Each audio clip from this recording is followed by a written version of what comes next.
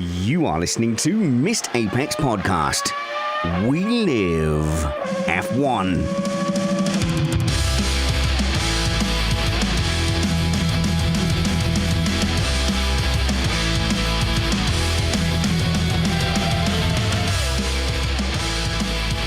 Welcome to Missed Apex Podcast. The title of today's show is Slippery When Wet. That was sent in by John Rolfs on Twitter. I'm your host, Jonathan Simon, stepping in for Spanners today. And being the Monaco Grand Prix, it's only fitting you join the crown jewel of F1 podcasts. Normally, Monaco is associated with that typical progressive race, safety cars, a lack of overtaking, one of the longest races of the year. But this year, the jewel just seemed to shine bright. Despite it falling on the same day as the Indy 500, which it always does, usually in history, and the same weekend as the Missed Apex 24-hour Enduro. We all know you were tuning into that over the weekend too. Monaco's 2023 edition was a race to remember. And I think it had a little bit of everything, well, except ironically no safety car. But apart from that, it literally had everything about what Grand Prix racing is all about. So let's dive in and unravel this ball of string. But first, I'll remind you, we are an independent podcast produced in the podcasting shed with the kind permission of our better halves. We aim to bring you a race review before your Monday morning commutes. We might be wrong, but we're first.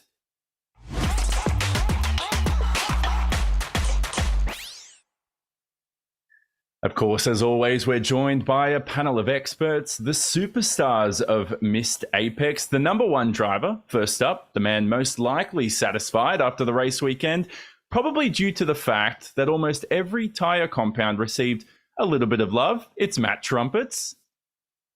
Boring. Top three finished where they started. Why should I watch?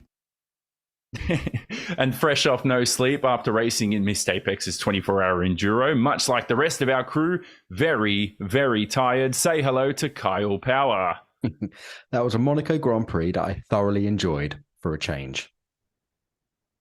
I enjoyed it too, and former F1 reporter, I think, enjoyed it too. His name is Jules Seegers from the beautiful party country of the Netherlands. How's it going over there, Jules? Yes, beautiful party country. Going great, and keeping half an eye on the Indy 500, where I just saw a car going upside down. So, yeah, up for it. Well, the race review coming up for this Monaco race review for the Missed Apex podcast, we'll discuss a few things. What might have been, could Fernando Alonso won this race? Had Aston Martin made the right decision in their pit stops? We'll unravel what went on when the heavens opened. There was lots of chaos. I don't know if you saw, the track got very, very wet. And our panel give their early review on Mercedes' heavily anticipated upgrade.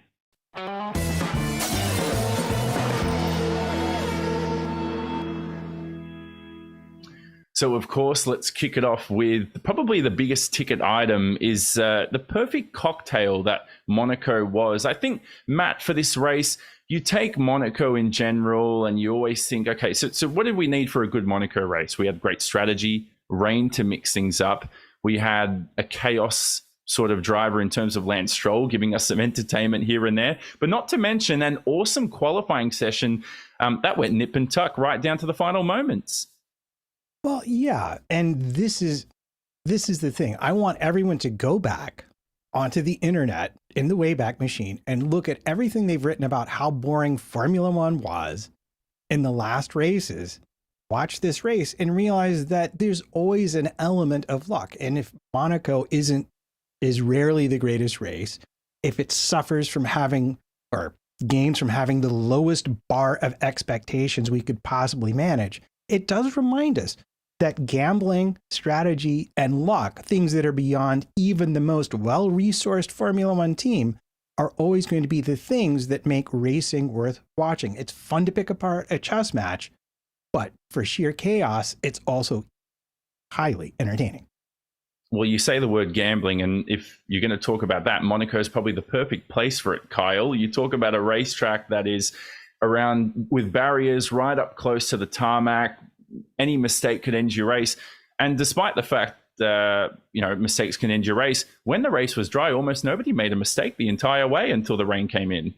Yeah, that was crazy. So you say gambling, and gambling it's just not for the teams on the strategy. The drivers are gambling every braking zone, every exit, how close they dare get to the wall. It's a bit of a gamble, as we saw, which we'll probably get onto later in the end of Verstappen's quali lap. He fully gambled on everything. So it's crazy. And we have this, and this is why Monaco's, they're never usually like the most exciting races, but especially up until the pit stops, there's always this underlying tension of there could be a crash, there could be a safety car, is somebody going to get stitched up on the strategy? And this is what Monaco Grand Prix always brings, is this constant tension. So I was watching the first half of the race, the dry bit at least, absolutely enthralled. I was like, right, someone's going to trigger the undercut, someone's going to trigger this, someone's going to do this, and someone's going to do this, and we're waiting. And then they're all hanging out and waiting for the rain. So actually, even though we actually did have some action, but even if there's not any action, I still thought that was thoroughly entertaining. As like a true Formula One fan, I was on the edge of my seat waiting for it all to kick off, as it can do at any moment at Monaco.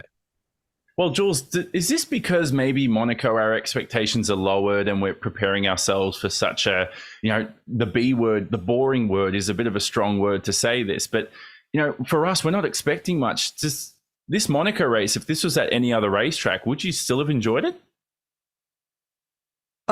Good question.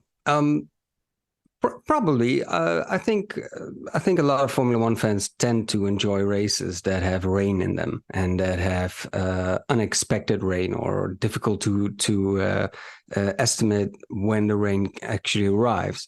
So I think, any track would have been enjoyable. But I think the reason, as you say, it works really well for Monaco is because until then, the thing you're waiting for is for a driver to make a mistake, because apart from that, there's no real chances of actual fighting. Would everyone have enjoyed it? No. Would I have enjoyed it? Yes. We had an amazing mix of tire strategy at the start of the race that we knew was going to play out differently. We had cars out of position with faster cars behind that were being defended against. So even the slightest mistake could cause a position change. And it does sort of go back to the refueling era where all the action is entirely in the pits. But despite that, there were strategic probabilities in play that had to be decided on and had real world consequences even before the rain showed up. And I will say, it is a low bar for Monaco, but my money was on, if it didn't rain, Stroll was eventually going to put someone into a wall based on the way he was driving today. I don't know why. I'm not saying he's a bad driver, period, but he seemed to be a real chaos agent today. That's a really good point about the strategy variation at the start. And I can't remember the last time. It is so rare, and I don't think maybe some of the newcomers to Formula One probably not realize how rare it is to get the top 10 on such a different variation of tyres. There's a mix of hards, mix of mediums, and this is really strange. It just goes to show what a unique event Monaco is, because they're all gambling. Some are playing the long game, some are playing the short game. They're all kind of playing safety car roulette, really. And we even had some soft tyres at the back of the grid, I believe. So it's such a strange mix to see those strategy variations, which was really good. So I was excited before the race had even started. And I think one thing you're all forgetting quickly is the fact that there was a mixture of teams too. I mean, look at, the top three was three completely different teams. Kyle probably in great representation of the Jordan that's sitting behind you, which probably, I'm assuming, cost you millions of dollars to get there as a wallpaper. But Matt, to me, you had an Alpine, now who else is on the podium? You had a Red Bull, you had an Aston Martin, you had two Mercedes following with upgrades. Formula One's competitive, and if we can get close racing like this at Monaco every year, this track has got to stay for the long term. Yeah, I think so. I think it's worth it. Well, first of all, let's face it, Formula One is a marketing business. Monaco is not going anywhere because all the VIPs like to go to Monaco. But having said that, there is a certain value in it. It tests the drivers in a very specific way that they're not really tested at any other track. So I think it has value there. And last, and apparently now with this new, with the Pirelli tires we have, and with the compounds they're bringing, we're seeing strategic variation where we've not seen it before. And the thing about Monaco too, to understand from a technical point of view, is it's the least power sensitive track on the whole calendar, meaning that if my power unit isn't as good, it doesn't matter as much. If my aerodynamics are not super efficient, it doesn't matter as much. There's a lot more of the driver involved. And granted, in the art of boring tire management, there's a lot more of the driver involved than at a lot of other tracks. Yeah, and along with that, Jules, is the Red Bull at this track. You know, everybody says, oh, look, the Honda power units, why they're the quickest car on the grid. It's all about the car. And, you know, Max Verstappen's only winning championships because of the car. But look, I mean, the dude put in one of the best qualifying laps we've ever seen. Yes, they were the quickest car in Sector 3 for most of the weekend, and we'll get to that a little later on. But this track isn't really known for its straight line speed, yet the Red Bull was still quick. Yeah, I just saw in the live chat. I think Maria mentioned that Verstappen he used the walls like to bounce back from during that quali lap, which it kind of looked that way. But you know, with Monaco being so unforgiving, I'm sure it didn't really happen like that. But yeah, I mean, the thing is, as the cars evened out more due to the rain, you could see Verstappen. He was in a league of his own. On the dry, Alonso kept him honest for quite a while. But he's, I don't know. I mean, at the beginning of the season, I thought like, well, we've seen the best of Verstappen, you know. How much better can he get? But I was really impressed this weekend. Well, Max Verstappen was very, very impressive. So now it's time to find out how he won the race and where the race was won and lost.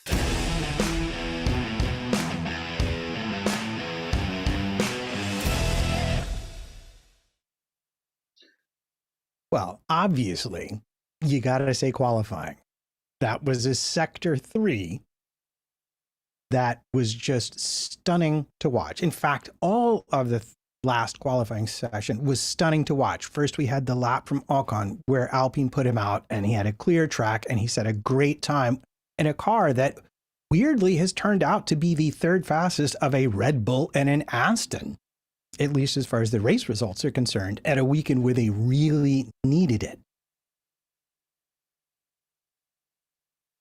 Secondly, and this is what matters most as far as the win goes, we had this strategy battle at the start of the race with Alonso on the hard tire, risking giving up a place to Ocon behind on the medium tire, and we had Max doing the thing that Pirelli suggested, like ticking your boxes here. We are in charge of this race.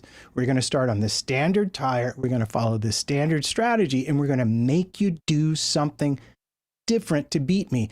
And even without the rain, that already set up a fascinating narrative that needs unpicking.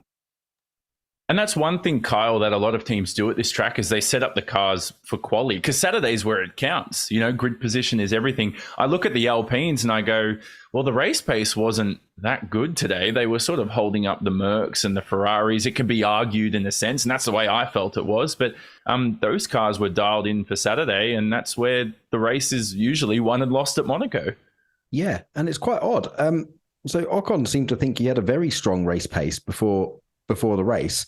But what's really interesting here, so on their starting tyres, so as I said, so Verstappen's gone on like the fastest tyre to start on the mediums, as did sort of Hamilton and Lewis, which I think may have been more of a case of a confidence thing. He was still trying to build in the car, put him on the softer tyres. But I'm not sure that anybody or Red Bull were predicting that the rain was going to come like at the start of the race. I think they were right. They're going to stick him on the medium tyres. They're going to get him out. They're going to look for the first window to try to drop him into and get his stop out of the way, and then try and drop him into and get him on his hard tyres to go to the end. But I think probably about a third of the race in, the chance of the rain started to become very, very real. And they're like, right, we need to maybe change our tactic here and push you really deep onto softs. Because if you had the prior knowledge that the rain was going to come at the end of the race, then you wouldn't start them on the medium tyres. You'd go on the hards. You'd want to go as long as possible. But the fact that they managed to make those medium tyres that were graining up, went through the graining phase, come back, it was a bit remiss of Hamilton. It's nice words. Mediums were much more susceptible to the graining, that you would get that on the hards, but just due to the basic nature of the compound, it would be shallower and would go away quicker. The hard was clearly the better tire to be on at the start for this race. The fact that we saw some teams on the medium is interesting because it suggests they didn't either have faith in their driver to deliver a start, or they didn't have faith in their concept to be able to run the hard tire at the beginning. And that would include both Ocon. Max, like I said, that's the standard strategy. So I think he's covering off any possibility of an Alonso burglary.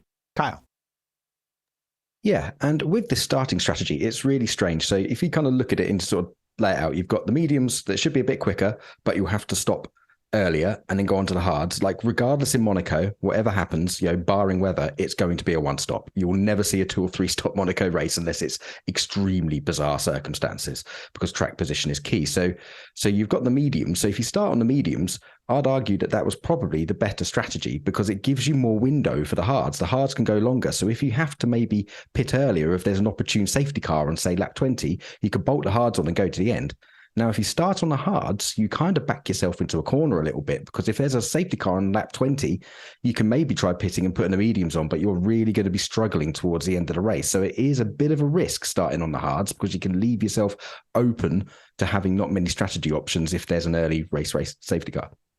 Or you could do what Joe did, which was start on the softs, get all the grip in and try and make up some positions, which didn't work out too well for him because he ended up pitting at the end of lap 1 too. But Jules, there were a few drivers who started on the hards and decided to go long. And for some reason, Max Verstappen and the Red Bull said, look, we've got the medium. Let's make this last 50 laps, which I was very surprised of. And I thought, look, why didn't the likes of Ocon or Hamilton or a couple of the other drivers who started on the mediums try not to extend that stint? Was that the most impressive part of Verstappen's race for you? I think it caught them by surprise a bit too. By lap 40 or 42, I believe, it seemed like those mediums on Verstappen's car had come to a second life or something like that. He really started getting them going again. And I don't think for other teams that might have been an option as it was for Red Bull because of, how their car and how Verstappen can manage those tires. Well, what's really interesting about it, if you think about the psychology of it, Red Bull, their number one priority had to be, I'm in front. If I'm in front, I can dictate this race. So putting Max on the medium tire, which is the only tire you would stick on to stay in front, makes perfect sense. Alonso, Aston, they seed that field. They're like, we're going to do the opposite. Yeah, we're rolling the dice a little bit, but Alonso is a genius. So if he gets a jump, we're in seventh heaven here. There's no getting around him on the hard tire, and we can go until we feel like we want new tires. And then you have Ocon behind on the medium tire. Again, I think this is Alpine under severe pressure from their upper corporate management saying, if we put him on the hard tire and he loses a place, that's going to look bad for us. If we put him on the medium tire and he loses a place, that's going to look bad for our driver. And it's a lot easier to blame things on drivers than it is to take the responsibility yourself.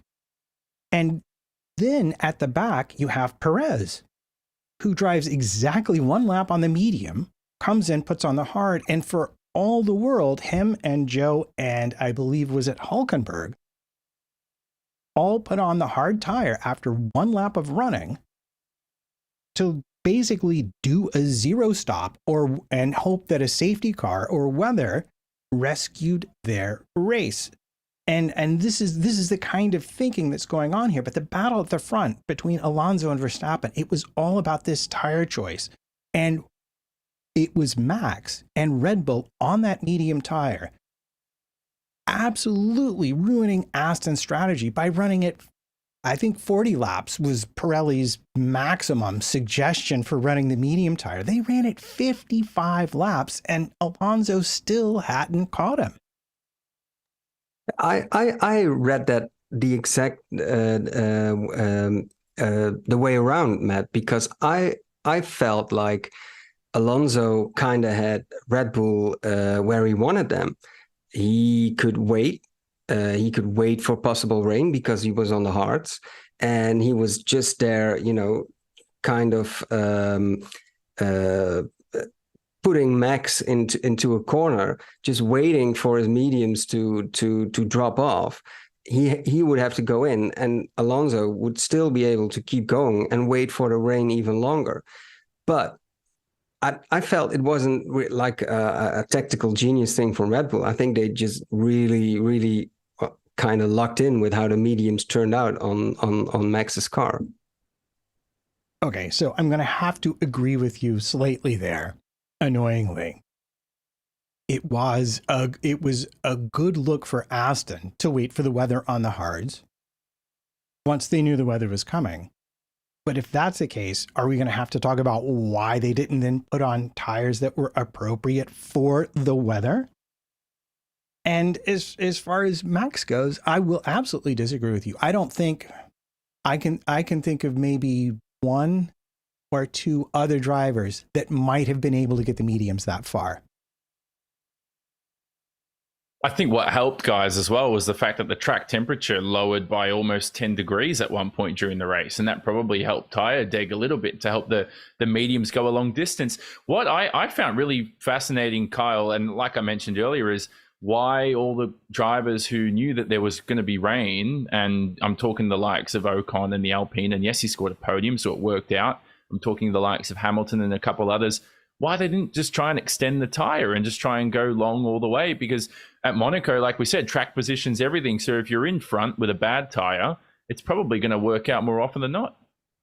Yeah. I actually think that this is quite odd talking about Hamilton in this way. I actually think with the new upgrades with Mercedes, and particularly with the Alpine as well, I think they were starting to hit big problems with their mediums. They were graining them and then wearing them. And he mentioned the temperature dropping. Now, this is quite crucial for graining, because graining is not really that hot temperature related. It's mainly when the temperature is too cool. You get something called cold graining. The tire will start to slide more across the surface, which balls the rubber up and causes this graining. And it will clean up after a while. But I think Hamilton and Ocon both got themselves into a bit of a hole with their graining, and I think their hands were pretty much forced. They were starting to lose a lot of pace, and they kind of rolled the dice. They're like, right, the rain may come, it may not come. If we wait for it, we might lose 20, 30 seconds and drop completely off and be in a complete mess. So let's just stick to our guns now and react when it happens. And in the end, that proved to be the right choice. Yeah, I just want to get in that one of the problems you have with the medium tires, you have a thinner tread to begin with, and as that tread wears away, it gets harder and harder to maintain heat in the bulk of the tire. The tire gets cold, and then you get, again, that cold graining that Kyle is talking about. It was Hamilton that triggered he essentially attempted an undercut on Ocon. But what we saw with Ocon's pace was he was a second lap faster. So I think for sure it was part strategy and part also like we are coming to the end of this tire and we are going to start losing out seriously if we don't get off it. Well, part of the biggest storyline was whether or not Fernando Alonso could have won this race. It's been 10 years. Can you believe, Jules? 10 years since Fernando Alonso last won a race. I remember the race vividly, 2013 Spain in a Ferrari. And I thought, he might win a championship with Ferrari the next year or the year after. And since then, he's yet to win a race. It would have been quite fitting if Aston Martin were able to nail the strategy. And some people argue they could have. The team has outright said after the race, and we couldn't do anything. There was nothing we could do to win this race. There was no chance. But that would have been awesome to see Alonso, a 10-year anniversary. It would have been an F1 record for longest gap between victories too. It would have been a marvelous story. Yeah, and I think if it was going to happen, it had to be this weekend because, if especially after his qualifying performances, he almost had pole. And I felt like if he's putting that car on pole, no way. He'd rather drive into the swimming pool there than let Max Verstappen pass. It didn't happen, but I'm afraid. Let's say this. I'm curious to see if Aston Martin can maintain this form and maintain this development. As opposed to maybe Mercedes, maybe Ferrari. So I'm For Alonso, I'm afraid they might drop off a bit in the course of the season. So I'm not a big Alonso fan, to be honest, but I would have been happy to see him take it this weekend. Not part of the Alonso fan club. That disappoints me. And No. I'm part of the media Alonso fan club because it's enjoyable to hear him talk. I think he's a fascinating driver. Do you think no age never happens? Okay, well there you go. You were quick to jump in there, Matt. So you might still be able to have it when you're older. Indeed. No, I don't think Alonso had the car quite to be on pole. We saw again in qualifying, we saw fast and surprising laps. But I think he absolutely had the car, and he had, given the environmental circumstance of the rain, he had the car and the strategy to win today. I think 100% Aston didn't employ the correct strategy. And I think the data is out there publicly, and I really want to talk about it because they went on the charm offensive with the television commentary, and everyone's like, oh, well, it was never going to happen anyway. No, if they'd done the thing, they would have won, and that's it. Yeah, I was watching some of the comments afterwards, and basically just the press team just take it. They were like, oh, it wouldn't have made any difference. And as soon as they come out and said that, there was a bit of a stench of some bovine dropping, shall we say? We can call it going around. I did not. I didn't believe it because when they were coming into the pit again, I've said this before in the podcast. Like, me as a bloke on my sofa, I was like, surely they're going to drop on. They're going to bolt on the intermediates, and Alonso's going to win. That's what I was saying to myself. Well, it's going to win because it all looked like others were already on the intermediates. The rain looked like it was getting heavier. To be fair, they did say that as soon as he got to the end of the pit lane, they realised they'd made a mistake, but I think they took a crazy gamble there, and I genuinely think that they potentially threw away the win right there. They did a Ferrari, in my opinion. Well, it was, how many pit stops was it, Jules? It was Alonso came in twice on 54, 55. Verstappen had one pit stop. Now, what we're trying to argue here is the gap between Verstappen and Alonso. If Fernando had gotten onto the intermediates, would he have made up the time difference in that one lap to overtake Max? That's what we're trying to find out. Do you think he would have done it without the two pit stops? It's a tough question. Oh, you sure know how to ask the questions, Jonno. But it's okay. I don't think so. I think the conditions would have been too tricky, and especially going down Monaco in a wet, semi-wet condition. I think you're so cautious with your braking zones, and I don't see it would have worked that way. If only someone were literally obsessive enough to go and look at actual lap times and actual gaps where there's actual data that exists and discover whether or not that gap could have been closed. If only someone had done that. Someone like, I don't know, maybe a member of the panel. Well, tell us the lap times, Matt, because this is something we spoke about. We need to know the lap times. Who was on the intermediates at the same time? I think it was Stroll. Stroll was the test dummy. This was Alonso's teammate. Or had he crashed out at this point? No, he was still in, and he'd been on the enters, but his times were deceptive. And I'll get to that in a minute.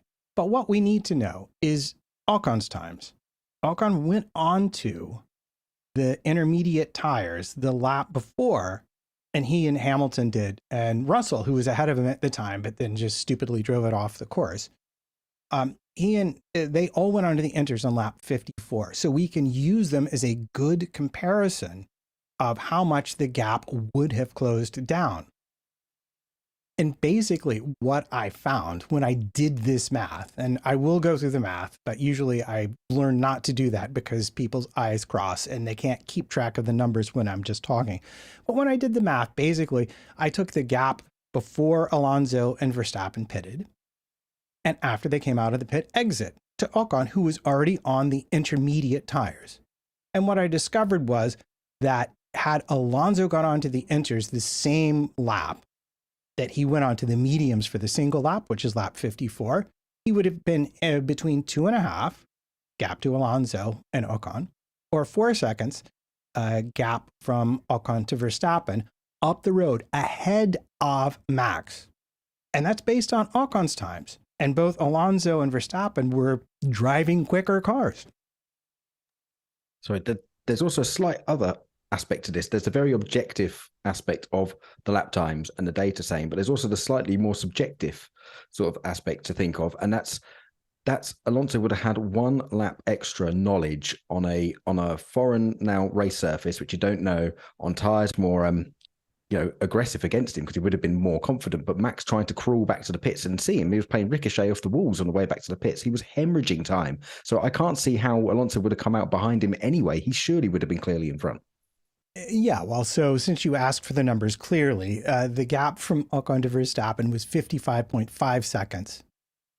And after Verstappen pitted, it was 31.4 seconds. The gap from Ocon to Alonso was 33.9 seconds. After Alonso pitted the second time for his intermediate tires, that gap was 9.45 seconds. And both of those are bigger than the 20 seconds that Alonso actually had as a gap to Verstappen the first time he pitted. There's no doubt about it in my mind. If they put inters on Alonso, Alonso wins this race. God, Matt, numbers really kill me. You know, at this stage, this early in the morning, after a 24-hour event and everything, I'm absolutely dying. I'm sorry, but, I did my best. I tried to resist. I'll tell you what, one battle on the racetrack, and that was the battle for the podium, wasn't decided on numbers, and it was decided by an error from a very good young prodigy. We'll delve into all of that next, and the Midfield Chaos.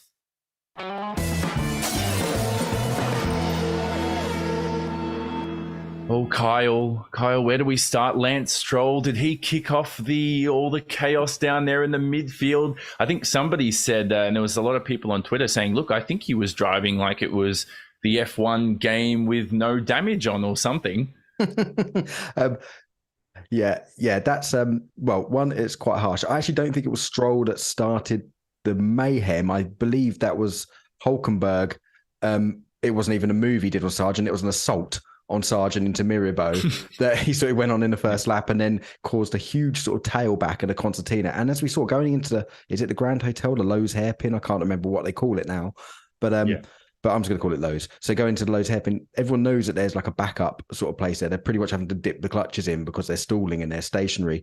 Lance tries to go for an outside move up against the wall, but the way the walls are, he was going into, the disappearing wedge of doom where his space was always going to run out. But, he's trying to make moves happen. He knows he's in a fast car. His teammate's in second place. He's out of position from a bit of bad luck in qualifying from damaging his floor. So he's desperate to make up moves. And the first lap of the race, with all this huge concertina effect, I know what he was thinking. He's thinking they're all going to be parked on the apex on the inside, and I'm going to cruise all the way around the outside. But it didn't really happen. And his high IQ idea ended in broken carbon fiber and being squeezed up against the wall. But I can get his thinking. Well, Jules, Kyle brings up a great point there, which is, yes, the rain caused a lot of chaos, but the early laps were as chaotic as the next when the heavens opened. You'd look at Sergio Perez as well. He knew his teammate was in best position to win this race. He's mucked up his... it couldn't have been any worse for Sergio Perez, who's trying to make a championship assault on his two-time world champion teammate. Yeah, I think today was the official end to Sergio Perez's world championship ambitions. I mean, if you start on the back at the back and things go the way they went, that's possible. But next to the unfortunate decisions by the Red Bull pit wall, at a certain point, it was just like he lost his mind for one or two laps, sending it almost into Stroll, hitting Magnussen, losing his front wing, and I think a couple of laps before that, he already hit the barriers, I think with Stroll as well. So it's, I don't know, he was supposed to be, or he was sort of made up to be in the previous races, like some kind of street circuit magician, and especially after last year, Perez at Monaco.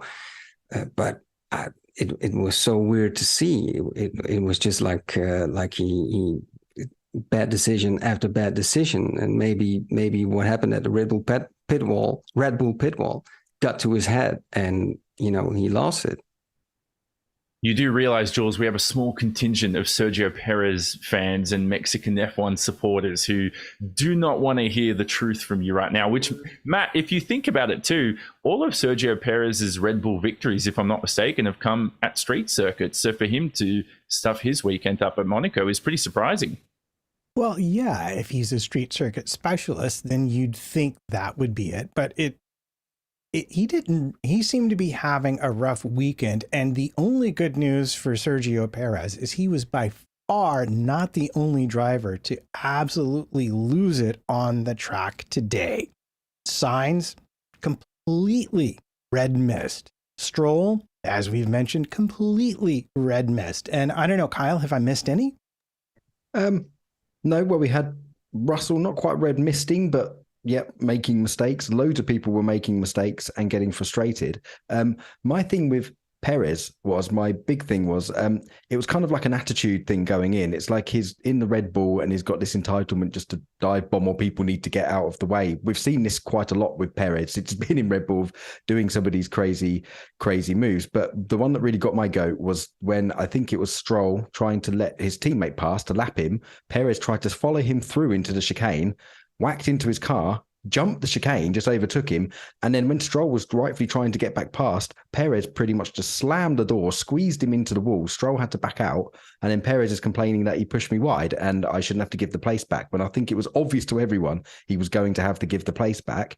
But the very next lap, he then drove into the back of K-Mag's car and then blamed him for brake checking him. So he ended up naturally giving the place back anyway. But he went on a couple of laps of I think sort of racing driver bad attitude entitlement sort of thing of going there, and like it was no one else's fault.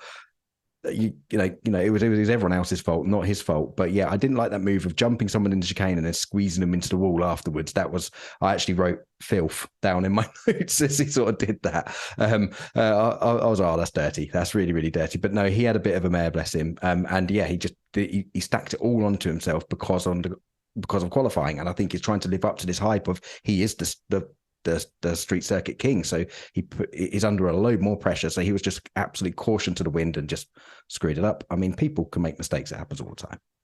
Well, somebody who should have been really good at Monaco was George Russell, Mr. Saturday. So you'd think he'd qualify a newly upgraded Mercedes, and they're trying to dial in all these upgrades to get the car quicker. But for me, it was, Matt, was it when George Russell, he had that free pit stop when the rain came in? And so he sort of lucked out when the rain came in, made the mistake down at, was it at Mirabeau? He made that mistake, Matt, I think, and he's gone a little bit deep. What we missed, though, when they cut through the replays, I think, was the fact that we didn't see Ocon and Hamilton go through. Obviously, it was mentioned a little later on, but that was Russell's chance to get on the podium here at Monaco, despite the fact he struggled for most of the weekend. Yeah, I know a lot of what we love to talk about is the woulda, coulda, shouldas. I mean, and we're not done yet. We have Ferrari to get to with Sainz, another driver who lost his mind and had a point when he was arguing with his team. But for Russell, there's no woulda, coulda, shoulda. Russell was the only hard tire runner still out on the track when he pitted lap 54 ahead of Ocon and everybody else. He put on the correct tire, which is the inters. And I do want to have a rant about why he knew that and Aston didn't at some point if there's time. And he drove out of the pits ahead of Ocon, also on the inters, drove up the hill, drove to the turn and locked up his brakes. He said there was a yellow flag. He stepped on the brakes. They locked. He went straight. Ocon went by. Hamilton went by. And then he, I believe, backed out directly into the path of Perez, who just absolutely clouded him and did not make his day any better. Yeah, and that's really tricky. I mean, you can't blame him too much for snatching a break and going up the escape road at Mirabeau, but it was under yellow flags. Now, in karting championships I've raced in, they usually penalise. If you spin or go off under yellow flags, like, you're actually penalised because you're supposed to be backing right off. But I think, it's Monaco, it's slippery, first lap out of pits, and he was probably reacting to the yellow flags. But yeah, he backed out there. Annoyingly, the director, who was great, I thought, for most part of the race, missed it. But he got his penalty. Nice. He can fax some PowerPoints to them. Yes. He's very calm, isn't he? I actually love it. One engineer that actually frustrated me at one stage was so Lando Norris's engineer. I feel like he fits too much detail into such a crammed radio message. I would freak out if I had all this information while trying to drive a Formula One car. I think Norris already in one of the earlier races snapped at his engineer to not feed him that much info. But despite this, I think Norris was one of the drivers of the day, actually, because especially in dry conditions, the McLarens were outside of the points. And so in the end, he got into the points. And what was good about it was that I think when everybody went in for inters, they called in Norris. And they sent him out on hot tires, like nothing was happening. So it was lap 52, I think. Yeah, that was so. Extra stop for him as well, and then to get into the points. And actually, when the track was drying in the last, I think 10 laps, he was nobody was lapping faster than Norris except Verstappen. So good job. We must mention, Kyle, is I think Norris and Alonso were the two to almost do back-to-back pit stops. I have to check the exact lap Norris came in. And despite that fact, McLaren had a double points finish in a car that they've struggled with for most of the start of this year. Norris came in 9th. Piastri scored the final point. That's remarkable for McLaren to clean up and grab the last few points at Monaco. Absolutely. Considering as well that I don't think their car was working in the dry particularly well. Norris said in his after race interview, said our car wasn't really working. They were struggling on the tyres. They're a bit lost at the moment. So yeah, he pitted on lap 50 and then did 4 laps on the hards, and then it started raining. So they were a little bit premature with their pitting. But he was on the mediums as well, Norris. So he did actually a really good job to get the mediums that far as well. He's like 5 laps short of Max. But whilst we're on McLaren, also big shout out to Piastri, first Monaco Grand Prix with a difficult McLaren car. And, let's face it, he wasn't that far off Lando Norris. And as we know, Lando Norris is brilliant in the wet and was the fastest man on track. And they actually inverted the positions in the end because he lost out a bit, a la George Russell, Lewis Hamilton type, in the pit stops. But big up for Piastri. Wait a sec. Did you say Norris brilliant in the wet? And I go back to Russia 2021, and I think, did he make the right decision in that race? Well, that was another decision where McLaren were like phase its intensity 1.735 rain for the next 2 laps, and then 2.734 square root back to 10 for the next 2 laps, giving us their drivers. So again, it was very typical McLaren. Followed by panic, I remember, for Lando Norris, and then the race was lost. And unfortunately, he's never won a race in F1, and hopefully he does win a race soon. We're all Lando Norris fans. But Matt, to Esteban Ocon, he scored his 3rd career podium. He's been 1st, 2nd, and 3rd, I think. I don't know if anybody's done that in F1 history. Got to check that. Not that it's probably a useless stat, but we'll get to that another not time. For Alpine.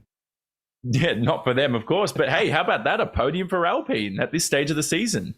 Well, I did make a bit of a joke earlier about it just finished the way it started, so why should I pay attention? But were it not for Russell locking those brakes, that 3rd place was utterly lost. And this leads us down a path that I do want to get to at some point, because I know we have infinite amounts of time here on this show, which is that Russell was the last of the hard tire runners. But the second last of the hard tire runners was Norris, who we are talking about. But Leclerc and Gasly, also on the hard tire, both gave it up, their pursuit of the rain, a bit earlier and maybe a bit too soon. And that would have entirely changed the complexion. But the one person who gave it up way too early was Carlos Sainz. Was he right to be frustrated there? Do you think, Jules? Carlos Sainz, of course, very frustrated at Ferrari. Lap 33, they came in on the hards. He wasn't on the mediums. That was the fascinating part. Yeah, I think Carlos felt that this was the weekend to make a point. There's this talk of Ferrari going for Hamilton. The Ferrari boss already openly in front of the media admitted that if that they wanted to offer Hamilton a contract. So everything points towards his seat being very insecure. So he qualifies in front of Leclerc. And, this was his moment. This was his chance. And then, being stuck behind Ocon because, I think fair play. Usually the Ferrari and Sainz should be faster than Ocon in the Alpine. But didn't happen. And I think he got a very, very, very Sainz's front wing really clipped his right rear wheel. And his race, or at least his chances on the podium, could have easily evaporated at that point. So, really good drive. And especially also Ocon in the wet with Hamilton pushing for his position, being within a second for a couple of laps. Hats off to how he managed it. Yeah, well, I just want to go back to think about this. I mean, Ocon pitted on lap 35 in response to the Hamilton undercut. Now, Ferrari, we're going to accuse them of making a strategic error here. I don't think they did. I think Ferrari made the decision they made because they didn't want Lewis Hamilton in front of them. They weren't thinking about winning a race. They weren't thinking about taking the place away from Ocon. They simply took it as a fact that it's Monaco. Monaco's a procession. And what we have to do above all else is protect whatever track position we have right now. Carlos Sainz did not agree with that. We heard it on the radio. And if we look at the subsequent events of the race, well, he would have been absolutely right, wouldn't he have been? And it would have been 20 laps later, Kyle, I think. If they just waited 20 laps, track positions, everything at Monaco, and they would have had the position. Even I was baffled when the Ferraris came in, and I thought, look, patience is virtue at Monaco. Yeah, well, how terribly dim of them. But no, in reality, hindsight's a brilliant thing. But in reality, I kind of agree with Matt. I think they had to cover Hamilton off. And yes, Sainz said, I don't care about Hamilton, I'm quick. It's like, yeah, it doesn't matter about your personal feelings or how you feel. And he was frustrated. He's quick. He's thinking, I'm ahead of my teammate. I can go and do this thing. But he'd already damaged his front wing. He's probably arguably losing a little bit of performance now. And we've seen this many times before when drivers in the car don't have a bigger picture. And Ferrari could probably see that he was more at risk from Hamilton behind than he had there was more risk from losing a position from Hamilton behind than the chance he had of gaining a position in front, particularly with his front wing damage. So we've seen this before from drivers. Remember, one that sticks out was Rubens Barrichello at the European Grand Prix in 2009 when he was freaking out at Brawn and he just didn't realize the strategy and he shot his mouth off in the press afterwards without actually having seen the bigger picture. So again, from like a driving point of view, I completely understand why Sainz would be angry, and anyone would question it in there. But was the decision correct? I agree with Matt. I think the decision to pit in there was probably correct. Like Kyle and Matt really say that Sainz and Ferrari weren't on the same page today as to what the objectives were. And referring to what Kyle said earlier in the show about this feeling of graining because tires losing temp, I think Ferrari might have been caught there, mistaking that for actually graining tires and losing performance and having to switch to a different tire, because I think Sainz called in at lap 35 or something, pretty early for that. No, I think maybe even earlier in the 20s. And he said the hard tire is graining more than we expected. And I think maybe they fell for whatever we want to call it, this trap, and they switched him to the medium tires. And then after that, he went nuts on the radio, like saying, I told you this is what we talked about. And it was funny, but painful for, as this relationship seems to break down right in front of us. Yeah, and it's a difference in goals.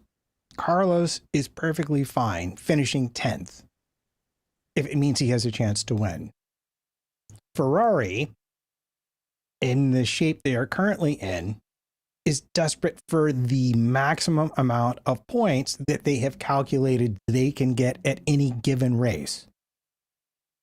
So, yeah, was Carlos right? 100%. If they'd stayed out on the hard tire, think about it. Ocon pits lap 35. He has 20 laps on a hard tire that's probably pretty fresh because they've been driving slow because Ocon's been managing the medium tire to his car's capability very well. As I mentioned, he did knock a second off his lap time when they told him to hurry up. But he's probably putting inroads into both Alonso and Verstappen. He's taken time out of them because they're stuck in traffic that he's still catching in clean air at that point because they're into lap traffic now and he's got clean air to drive into. So he catches up to them. He takes some of that time out of them. Alonso puts the wrong tire on. Max waits an extra lap. Carlos comes in, puts the inters on. Where is he now? How close is he to Alonso? How close is he to Max when they come out on their cold inters and he's got his all the fully way up to operating temperature? I'm just saying I can understand both sides of this argument. Well, Ferrari also in there with sides while we're on sort of Ferrari and strategy and stuff like that. I think as I've said before, if there's balls to be dropped, Ferrari will drop them probably. But when the rain did come with Ferrari, this is what baffled me. They've got two cars. They could have split one. They could have put one onto another tyre and hedged their bets, but instead they chose to be wrong with both cars at the same time, which is incredibly Ferrari. The pressures of Ferrari. I think I'll steer clear of the criticism of them. I think it's easy. They're an easy target, I think, these days, Ferrari, with the strategy and everything. One guy we haven't actually touched up on too much was Pierre Gasly, who was in the second Alpine. Now, I want to know, who wants to go on this? Because I think Pierre Gasly had a decent race, scored great points, but then what ruined it was his teammate Esteban Ocon scored a podium. So what's our judgment on Pierre Gasly? Jules, do you think that, or Kyle, do you want to go with this one? Is that a good performance from Pierre Gasly? I think it was a very good performance from Gasly because he has been completely overshadowed by Ocon this year. And I thought that was quite a solid performance. The Alpine clearly had decent pace, but again, he was outperformed again by his teammates. So yes, Gasly had a good result. Will he be happy? No, siree. He's going to be a depressed boy again because he's been outscored by his teammate again. And I'm so sorry, Matt, for taking some Ocon limelight away from you. It's all good. I'm happy to share the love. Well, Matt, don't they have a very nice relationship? Don't they have a great history, Gasly and Ocon, or am I getting him mistaken for somebody else? They have such a tumultuous relationship and tumultuous history. They have a long history with its ups and downs. Let's put it that way. But you ask, was it a good performance from Gasly? Yeah, actually, it was a good performance from Gasly. Did the team maybe miss a chance to keep him out longer on the hard tire? Well, if you look at what Russell did, yes. But then that begs the question, was he suffering enough with the hard tire at that point? He had to come in. But what I will say is Gasly had a good performance, but Ocon in that Alpine had a stunning performance. Not the first one he's had. Not entirely a surprise to people who've followed him from the days in Marussia and seen him be good in Brazil in the wet. But he absolutely showed today that he's a class driver, I think. And to back up to the Mercedes, actually. To the Mercedes, and Lewis Hamilton had a brilliant race, you could say. Somebody who seemed to appear really well in the practice sessions until his accident in practice 3. The car was wheeled up into a crane about 50 feet in the air, I think as high as the new helicopters that Formula One had running, because they were broadcasting the race for the first time, apart from the local broadcasters.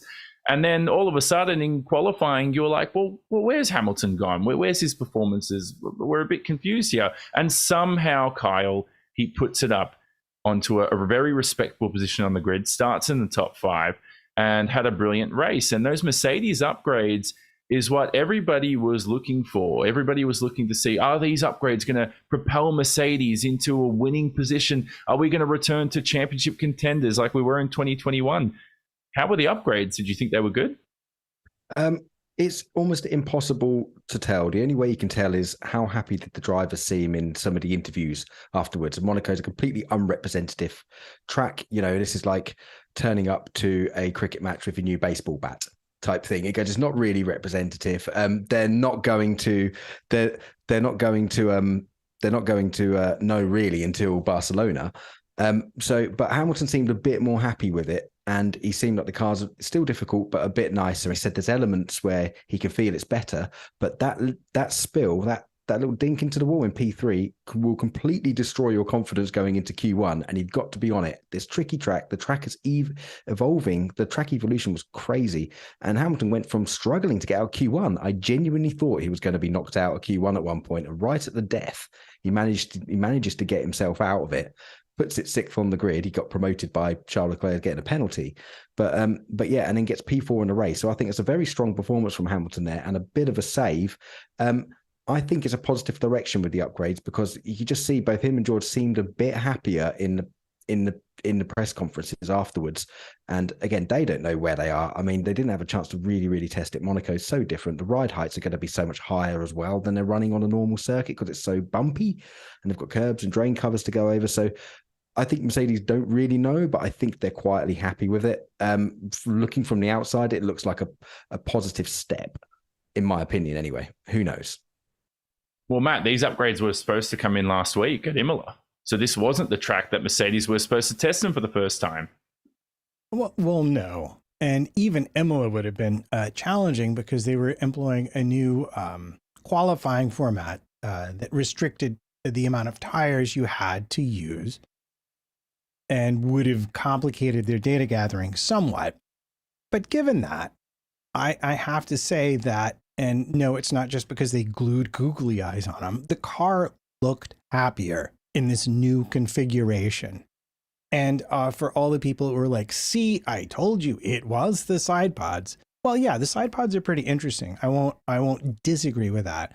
But where my attention has really been drawn is the redone front suspension.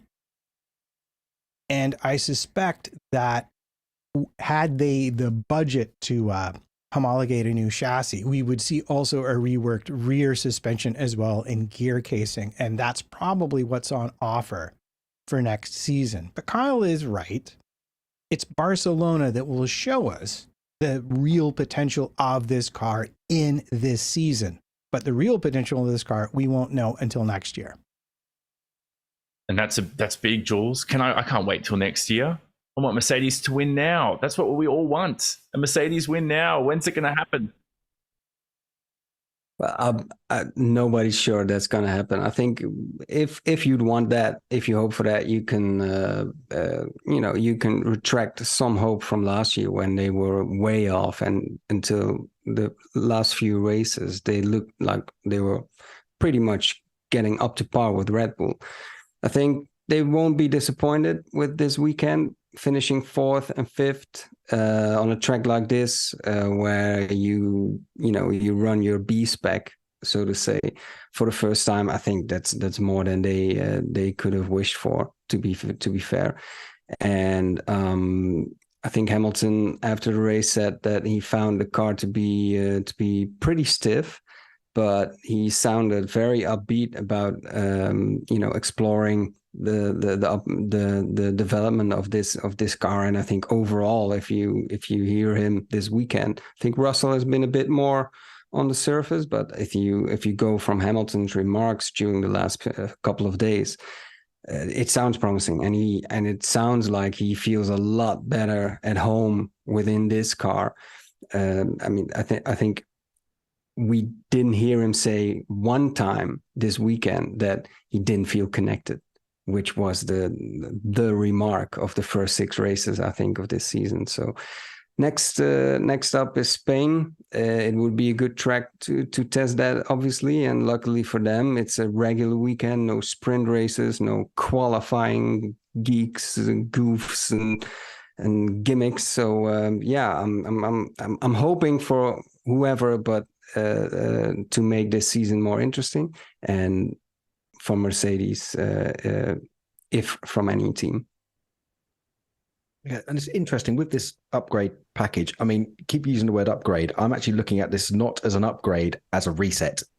It's not upgrade to make performance. They are essentially resetting the direction they are going in. So they are essentially turning up with almost like a Bahrain spec car, which the other ones did. So they're now like sort of several races behind the development curve, though. But they needed this correction. So it's essentially it's a correction and a reset rather than an upgrade, in my opinion. But even if you do have a nice upgrade, you need to get the setup right. And of course, you don't really know what the setup is going to be, what the parameters the car are going to work in. So you need your simulation tools, and you also need the very initial inputs from the driver in the very limited practice running that they have now.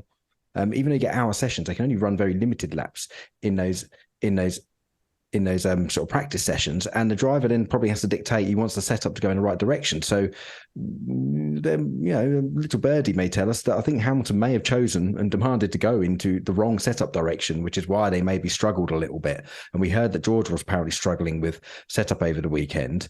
But yeah, so Hamilton himself said that they've gone the wrong direction in the setup. So, and again, they were essentially stabbing in the dark, and they may have got it wrong. So to finish 4th and 5th with a dodgy setup on the car after a complete reset, I think that's quite a big success on the reset, not upgrades.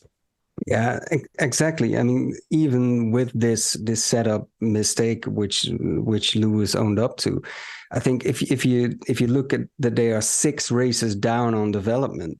They decided on this going into this path during the Bahrain test. I think, as I said, you can't complain finishing 4th and 5th and, being where you are. They don't seem to have lost any ground as opposed to the first 5 races with their A spec. Well, and I think the point that everybody is making is the correct one. Let's face it. They couldn't show up with the old setup just for Monaco because they had to change how they constructed the cars. Once they made this change, it was going to be what they had to bring. They were stuck with it. They were stuck with a brand new setup that they'd only been able to test in simulations. They showed up here. They didn't necessarily get it entirely right. And look where they finished. They have a much more benign platform to work with a much bigger margin of error. If I took anything away from this week's racing, I take that away. And that is hugely promising because they've been working with a very complicated, fiddly, difficult to deal with setup, and they've actually been able to do okay with it. Give them something that's easy to deal with. Imagine now with the knowledge they've gained over the last season and a half, they should really be able to wring the neck of this thing out over the rest of the season. Well, we like to assign blame on the Missed Apex podcast, and so I think it's time for everyone's favorite segment, Whose Fault Is It? Whose fault is it?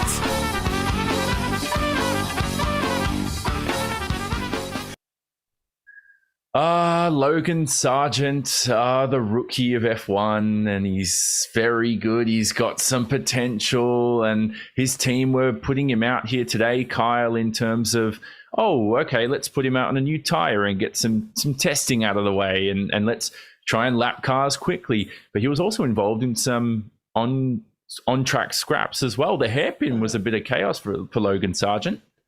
It was, and I actually don't think any of these are particularly his fault. And I actually think he did a really, really good job of avoiding being planted into the barrier several times. Like I said, there was what can only be described as the physical assault by Hulkenberg on him into Mirabeau on lap 1. He saw it, opened the wheel and got out. And again, when he got dive bombed.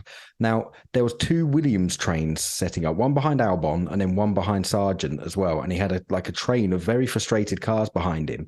And K-Mag basically pulled the pin on this and absolutely sent a huge move on him again, I believe, into Mirabeau. And that basically opened the doors for, there is a very explicit word I could use to describe this, and I'm not going to. I'm going to say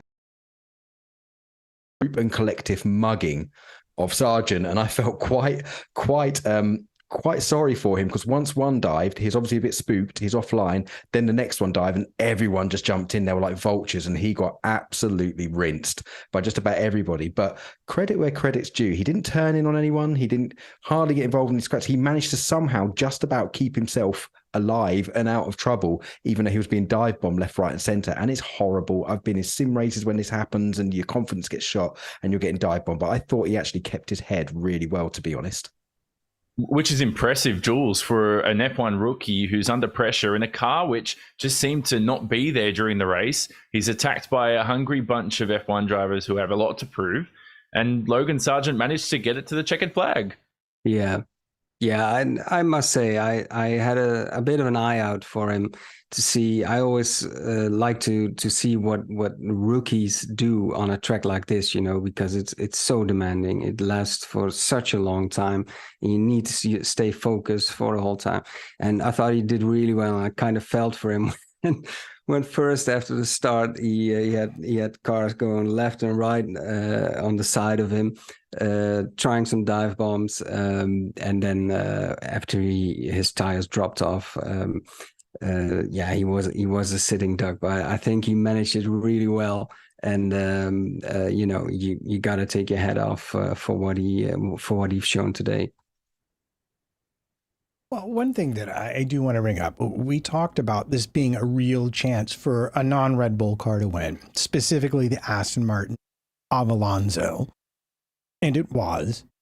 Well, this is the exact opposite if you're driving a Williams, a car that is optimized to go super fast on long, straight stretches of track and just hang on by fingernails through the twisty bits. This is the worst track for Williams I can imagine.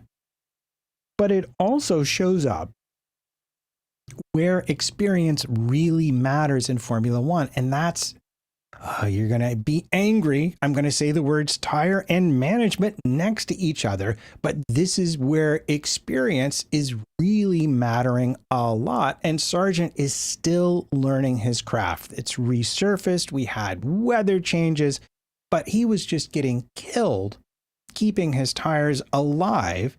And that's something that he should be able to grow into with the support of his team and with the help of his teammate Alex Albon, who seems to be more on top of it, having had multiple years at this level to learn his craft. Can I have a very small rant? Please. We've been waiting. Okay. Yeah, I want a very small power rant. Basically, so this highlights a problem. So Williams stuck Sargent after all of his shenanigans and getting mugged, basically put him on to the soft tires. So, and they said so they can give him a lesson in how to manage, deal with the graining on the tires. The engineers are talking him through what to do. And this highlights a quite ridiculous thing that keeps happening in Formula One at the moment and really starts getting my back up, as in these rookie drivers come in Formula One. There's barely any testing. They get a lot of simulator work, but there's barely any testing in a real car. They barely have a chance to get on track. They're put under immediate pressure. And then you have people like Helmut Marko after 1.5 the races saying your career could be at risk here. So this is like Williams are actually using the race to try to teach him, because he's had no time. And these new drivers coming in have got barely any time to learn, and they're instantly put under the spotlight and their seats are at risk after 3-4 races. And I think this is a really, really negative thing for Formula One, and like you have to give them a chance to bed in. Now, if there was more testing during the winter, yes, that wouldn't be so much of an excuse. But I think people forget that these guys essentially had 1.5 days in this car to learn, and that is it, thrown straight into the season. So actually, I think we should cut them a bit more slack. Well, this happened last year, Matt, where I was very critical of Yuki Tsunoda, and Pierre Gasly was, fair to say, wiping the floor with him to begin the year. And now Yuki Tsunoda is doing the same to Nick de Vries, who Kyle referenced there, where Helmut Marko is putting him under pressure a little bit. And look, Logan Sargent's in the same position, a driver who needs testing time in the car. And when you're sitting in last place, struggling for pace, it's the best time. I mean, him and Tsunoda. Although, to be fair, I think Tsunoda was having issues with his brakes. He probably did have with glazing, which is a complicated technical subject that I could easily spend 15 or 20 minutes talking about with Kyle if you'd like. Well, the only glazing I've heard of is the ones you do on cakes and stuff. Is this a different form of glazing? Yeah, well, in essence, and Kyle, if you'd rather explain this, please go ahead. But in essence, it happens because Formula One brakes need to be really hot to work properly. If you don't brake hard enough, the brakes just simply don't work at all. But if you get them hot enough and then you let them cool down too much, you get sort of this coating on the brake disc. Yeah, so it's sort of, you get this thing almost called like work hardening that you get, and you kind of create this almost like this very hard layer, and you can't break through it. Remember, one of the most poignant cases we had of this, was the 2008 qualifying session in Monza, the race that Vettel won, and it was wet, and Hamilton glazed his brakes, and he was in a bitter championship battle with Massa at the time, and he just couldn't get through the qualifying because he managed to glaze his brakes. And we're not confirmed that this is what happened to Tsunoda, but his team are actually onto him saying, they couldn't see many issues, and they're actually giving him the hurry up. And it's not often you hear that saying, look, you need to be faster, push through it. And I love Yuki's clapback, like, you're trying to crash me? What's going on here? So, but yeah, if you've got no confidence on the brakes in Monaco, that is bad. And he didn't want to put it in the wall. So it may not have been glazing. It may have been some other issue. It may have been, but you will admit, just for the sake of the show, that we had perfect conditions for it, because you had one tiny bit of the track that was super slippery where you had to go slow, and then you had other bits of the track that were almost dry where you were really getting the brakes hot. And then you had brakes that were set up for dry conditions and a much hotter track. Absolutely. And usually if they know it's a wet session, before they go out into the wet session, they'll put some tape over the brake ducts to try to keep the brake temperatures more in the window. And of course, in the middle of a pit stop, which takes 2 point something seconds, you don't really have time to get the gaffer tape out, and they're not allowed to make dynamic little shutters on them because that would be a movable aerodynamic device. So yeah, it probably was the perfect, we had all the ingredients to make brake glaze soup, and he may have had it, we may not, but we don't know. But I did feel for him slightly. Well, it seemed like everybody's brakes were glazing in the opening laps anyway. So on the whose fault is it? I know Nico Hulkenberg did receive the 5-second penalty with Sargent. So can we all agree? Is anybody who thou shalt speak now unless otherwise disagree with that penalty? I guess everybody sort of says that it was fair, Matt. I fail to see the problem with using somebody else's brake to stop your car. Which is important to make it to the end of the race and potentially make it onto the podium, which leads us to our podium here.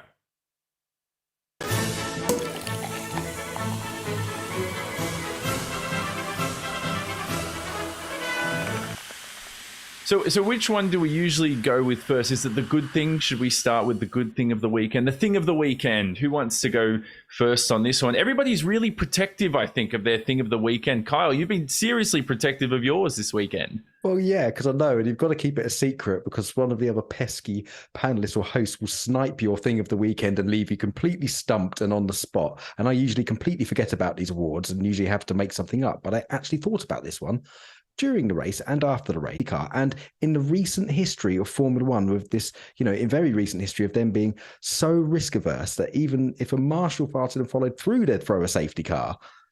There was no safety car. I couldn't believe it. And that is my thing of the weekend. Nice one, Formula One. Well done, all the drivers, and well done, race direction. I thought it was spot on. And that is such a rare thing to happen. I just thought it was crazy.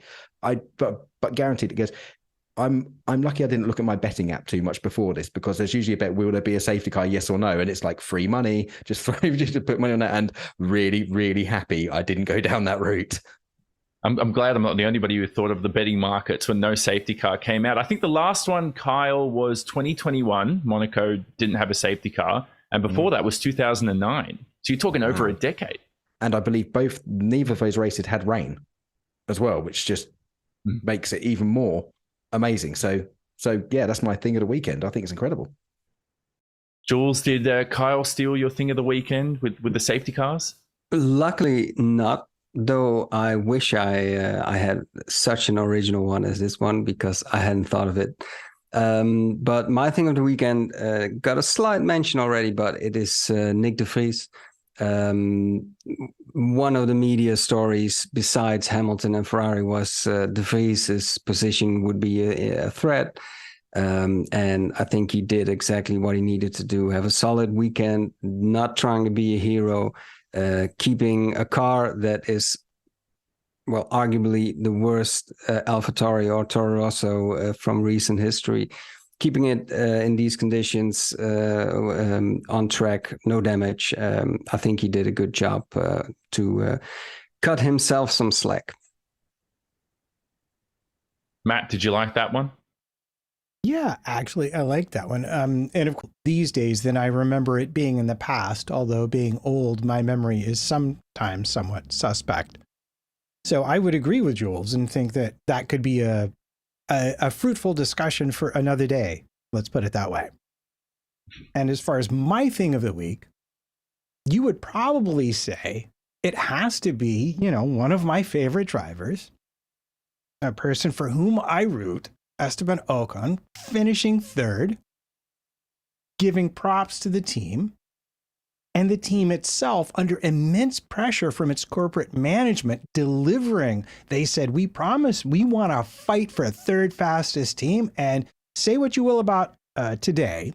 I think you could make a salient argument. They were not the third fastest team today, but the driving and the nature of the track let them stay there. But on Saturday, they were legitimately the third fastest car on that track. Behind the Ferraris, fourth fastest, I suppose. Technically, Leclerc was faster had he not obstructed, but they were the fourth, but whatever. They were doing what they said they were going to be doing, and we're all happy about that. But I have to give an honorable mention because we didn't bring it up. People were like, why should I like Monaco? Here's my answer. Cranes. Monaco will pick your car up and show its nether regions to the world unlike any other track. And all of my technical F1 journalist friends are so excited to have all of these pictures finally of the floors of the cars, even though they don't tell you everything about the car, but they've just been hiding them for no real particular reason, because it's not like anyone can copy anybody else's, because it depends on how the whole rest of the car is designed. But it's nice we got everybody but I think Aston's that we care about. Well, that actually, I think it's the worst place to crash would be Monaco for that reason, because everybody can steal your underfloor design, the design that is responsible for 50% of the aerodynamics of the car. That's what they say. And yet it shows up, Kyle, when you crash at Monaco. It is the most devastating thing. I think there was a picture of Adrian Newey who was devastated when Perez crashed in qualifying, I think, or was it another crash? I'm not sure. Yeah, it's just, none of them like their dirty underfloors being shown in public, do they? No, they don't. Well, you know what? That leads into my thing of the weekend, my thing of the weekend, if you're going to talk about underfloors.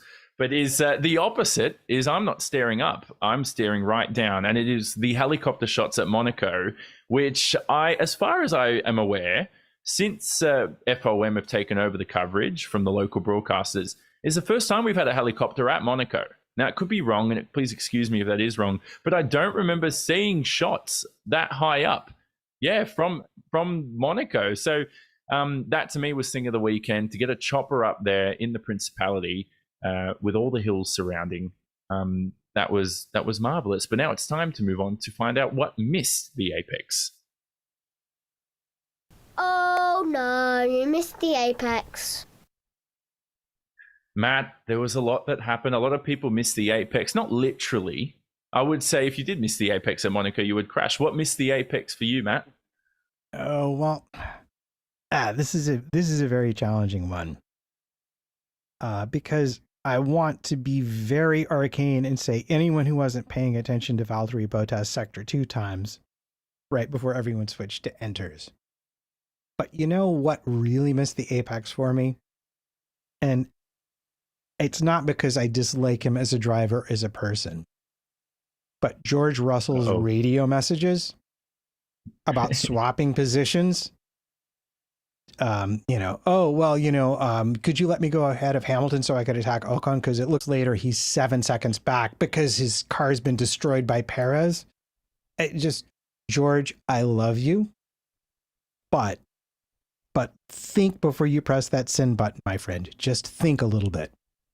So this was when George Russell had the 5-second penalty and said, you know what, if I can get ahead of Lewis, I'll get 4.9 seconds. Kyle, is that fair? 4.9 seconds, and I'll let Lewis finish ahead of me. I'll get the 0.1. It could be nip and tuck. We saw it go wrong. Was it Michael Schumacher and Rubens Barrichello back at Indianapolis one year tried to make it a nip and tuck finish, and Barrichello accidentally won the race.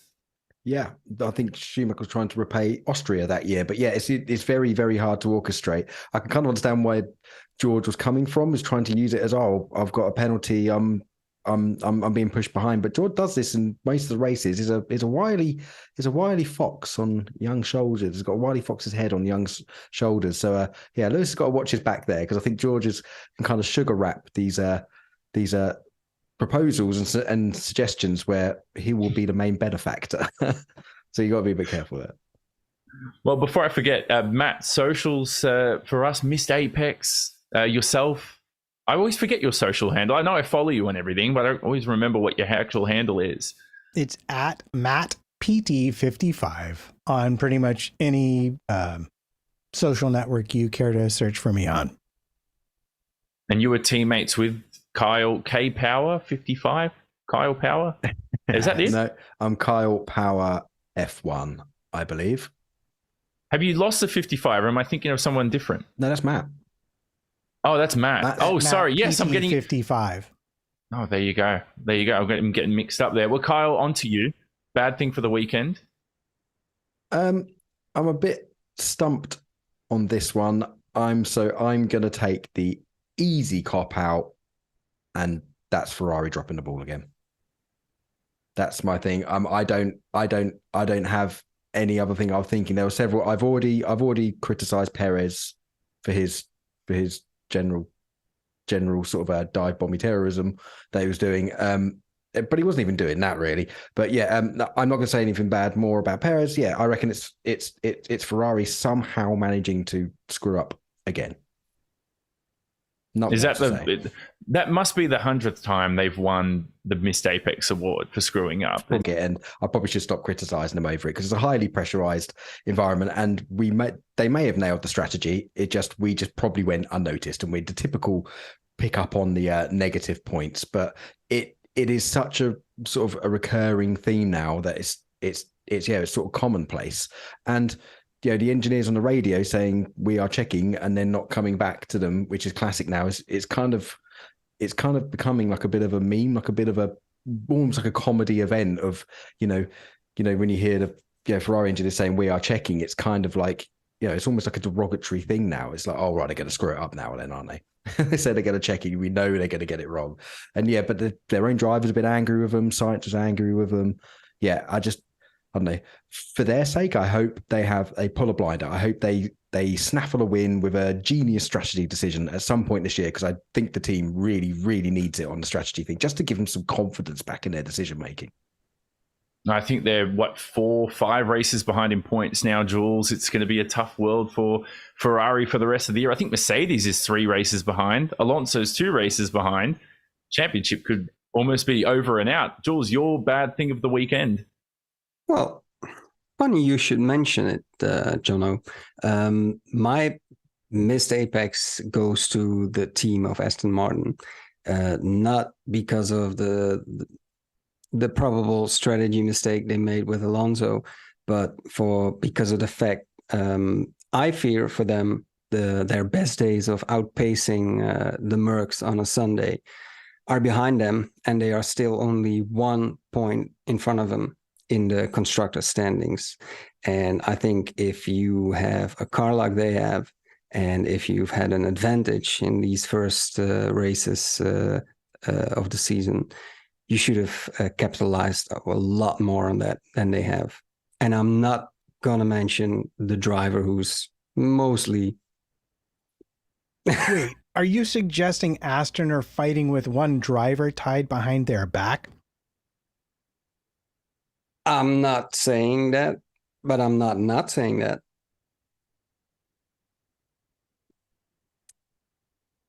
Jules, you're on socials as well? Yeah. Can't stay behind. My Twitter handle is it's very easy. No numbers, no 55s or 44s. Or it's just Jules Sagers, one go.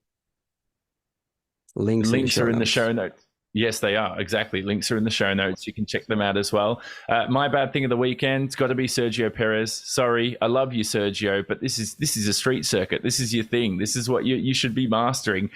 That's all from us. I hope you enjoyed the Monaco Grand Prix race review. We'll be back as always for Spain next weekend and for our midweek shows too. But for now, though, from myself, from the whole gang, take care. We'll see you later.